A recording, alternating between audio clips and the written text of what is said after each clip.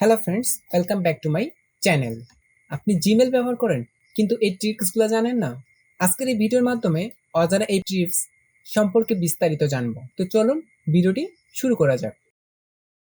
প্রথমে ব্রাউজার হতে Gmail open করে নিব। ওপেন করে নেওয়ার পর আমরা যদি কম্পোজে ক্লিক করি তাহলে আমরা দেখব যে আমাদের এখানে ফুল ডিটেলস, আমাদের ওয়েবসাইট লিঙ্ক, আমাদের সোশ্যাল মিডিয়ার লিঙ্ক সব কিছু সেট আপ করা আছে। তো আমরা যদি আমাদের এই জিমেল সিগনেচার এভাবে ক্রিয়েট করে রেখে দেই তাহলে আমাদের বারবার আর দিতে হবে না বা বারবার এই সমস্যাটা আমাদের করতে হবে না। জিমেল সিগনেচার কিভাবে ক্রিয়েট করবেন আমার একটা ভিডিও দেওয়া আছে, তো আমি ডেসক্রিপশনে লিঙ্ক দিয়ে রাখবো। তো আপনারা সময় করে একটু ভিডিওটি দেখে নেবেন। তো এটা কিভাবে করবেন, এটা করার জন্য আমরা প্রথমে সেটিং অপশনে আসবো। এরপর সেট অল সেটিংস থেকে আমরা নিচে স্ক্রল করে আসবো সিগনেচারে আসার পর এখান থেকে আমরা আমাদের অলরেডি একটা তৈরি করা আছে, আমরা আর একটা তৈরি করতে যাচ্ছি। সো এখানে ক্রিয়েট দিব, টেস্ট2 দিব, তারপর ক্রিয়েট করব। আমাদের জন্য বারবার লিখতে না হয় এই জন্য এই কাজটা করা। তো আমরা এটা লেখার পর এখান থেকে সিগনেচার ডিফল্টস, এখান থেকে আমরা 2 নাম্বারটা শো করাতে চাচ্ছি। তো এখানে সিলেক্ট করে দেবো 2 নাম্বার। ফরওয়ার্ড ইউজ, সেক্ষেত্রে আমরা 2 নাম্বার ইউজ করে দেবো। আমরা দেওয়ার পর জাস্ট এখান থেকে সেভ করে দেবো। সেভ করে দিলে কিন্তু আমাদের জিমেল সিগনেচারটি সেভ হয়ে যাবে।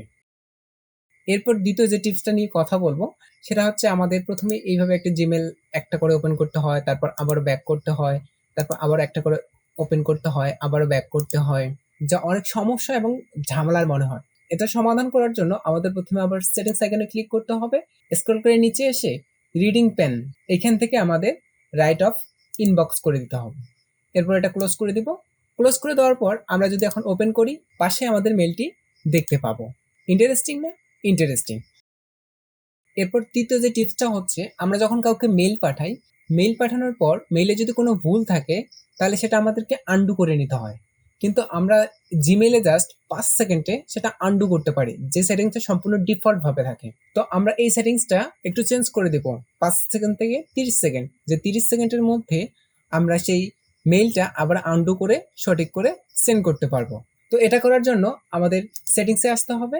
সেটিংস থেকে সি অল সেটিংস থেকে আন্ডু সেন্ড থেকে আমরা দেখতে পাচ্ছি এখানে জাস্ট 5 সেকেন্ড। তো এখানে আমরা ক্লিক করব, ক্লিক করে 30 সেকেন্ড করে দেবো।